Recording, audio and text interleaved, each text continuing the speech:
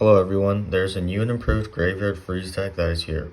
With the Vine's freeze duration going down to 2 seconds, Evil Witch getting a nerf, and a lot of other meta graveyard cards getting nerfed, this deck is stronger than ever. In this video, you'll learn how to play this deck. Tip number 1 is the Tornado Tex. Having Executioner, Bowler, and Golden Knight means pairing Tornado with these cards will allow for much more value.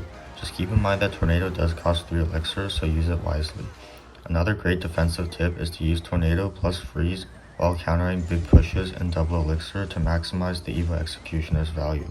You can also Tornado on troops to line up with your opponent's Princess Towers to get extra damage. Tornado should also be used against Hog Rider to activate King Tower or stopping other win conditions if needed, such as Goblin Barrel. Tip number 2 is the Freeze defense. When defenses are looking like they're on the brink of collapse, use the freeze before your units die to save yourself. A freeze plus another troop can do a lot of extra damage and can save you in the right situations. Tip number 3, this is a control / beatdown deck. Play defensive until double elixir or when it's safe to attack. The deck has a very high average elixir cost, so playing defensive until double elixir is your best choice, as it is for most graveyard decks. This means defending with only 1 or 2 cards, while waiting for opportunities when the opponent uses their graveyard counters. Tip number 4, counter push is key. I don't think you need to start building a big push from the back every single time, although you might need to do this for poison matchups, but try to defend to the best of your abilities and use those troops to help with your graveyard. If your opponent doesn't have their graveyard counter in cycle, you technically can go for a graveyard with the freeze, but usually you want to have a counter push to get extra guaranteed damage. If your opponent is stacking a lot of troops because of that graveyard, sometimes you don't want to overspend and just go all out on attacking.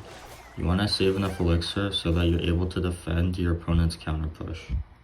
Tip number 5, tower trading is okay. This deck is very defense based and tower trades are not too bad for you, especially if your opponents don't have a good graveyard answer or if they have weaker defenses. Maybe they're playing bridge spam or beatdown. Trust me, graveyard plus freeze along with executioner and bowler lineups are super effective. Another reason why you're okay with tower trading is because executioner and bowler are lane focused cards, so in single lane games they'll do very well.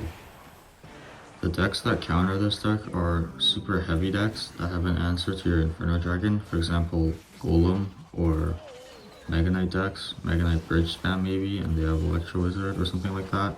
Anything that can deal with the Inferno Dragon and has a tank is really good into this deck. Poison decks also counter because graveyard plus freeze. The main point of the freeze is to freeze your opponent's troops that they're using to deal with their graveyard. If they have poison, that doesn't work. But I feel like this deck can pretty much beat everything. Overall, this deck is 4 out of 10 difficulty because it's very straightforward. However, in higher arenas or ranks, you'll need to have good game sense to win. What I mean by that is knowing what to do in every situation and using your problem solving skills when facing new challenges. The main idea. Play defense while learning your opponent's deck and playstyle. Find opportunities to attack early, if not defend until double elixir. In double elixir, use counter pushes with graveyards and freeze to take towers and use spells well. Okay, that's how you play this amazing graveyard freeze deck. I wish you all the best. If you liked the video, don't forget to like and subscribe, and I'll see you all in the next one.